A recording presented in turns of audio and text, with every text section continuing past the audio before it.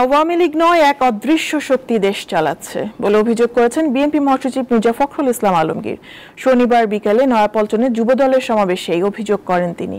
এই সরকারের নির্বাচনী প্রক্রিয়ার ওপর জনগণের আস্থা নেই বলেও মন্তব্য করেন বিএনপি নেতারা। বিভিন্ন দাবিতে দীর্ঘদিন পর রাজপথের কর্মসূচিতে আবারও সক্রিয় হয়ে উঠেছে বিএনপি। শুক্রবার নয়াপল্টনে দক্ষিণ মহানগর বিএনপির সমাবেশের পর শনিবার সমাবেশ করছে যুবদল। বিএনপি চেয়ারপারসন খালেদা জিয়ার সুচিকিৎসা, নিঃশর্ত মুক্তি সহ সব কারাবন্দী নেতাদের মুক্তির দাবিতে আয়োজিত সমাবেশে দলের নেতারা উপজেলা নির্বাচনে কম ভোটারের উপস্থিতি প্রসঙ্গ তুলে বলেন, সরকারের নির্বাচনী প্রক্রিয়ার উপর জনগণের আস্থা নেই।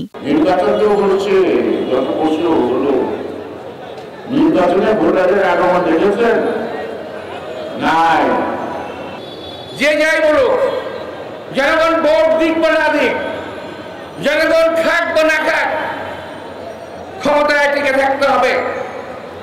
ক্ষমতায় টিকে থাকার জন্য দেশের সর্বস্ব ধ্বংস করে দিয়ে ক্ষমতায় টিকে থাকতে হবে।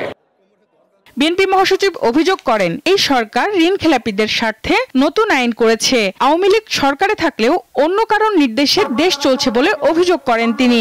ব্যাংক লুটপাট করে শেষ করে দিয়েছে, ব্যাংকের নতুন নতুন আইন করছে, যারা ঋণ খেলাপি, যারা ব্যাংক লুটপাট করছে তাদের স্বার্থে। আওয়ামী লীগ দাবি করে তারা দেশ চালাচ্ছে, আসলে কি তারা দেশ চালাচ্ছে?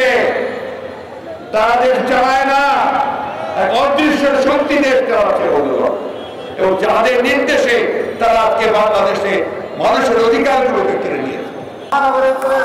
অতীতের স্বৈরশাসকদের পরিণতির কথা উল্লেখ করে বিএনপি মহাসচিব বলেন, এই সরকারকেও একদিন বিদায় নিতে হবে। সেই জনগণকে আরো শক্তিশালী একটা ব্যুহ প্রতিরোধ রচনা করতে হবে।